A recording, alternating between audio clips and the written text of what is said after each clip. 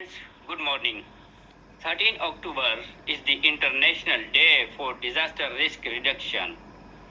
The United Nations General Assembly designated October 13 as the International Day for Natural Disaster Reduction as part of its proclamation of the International Decade for Natural Disasters Reduction.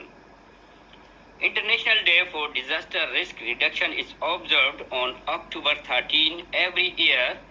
The day celebrates how people and communities around the world are reducing their exposure to disasters and raising awareness about the importance of reining in the risk they face.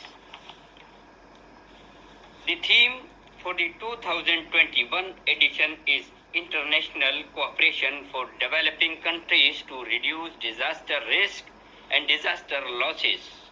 This is the sixth objective of the Sandai 7. Disaster Risk Governance is the theme of this year's International Day for Disaster Risk Reduction.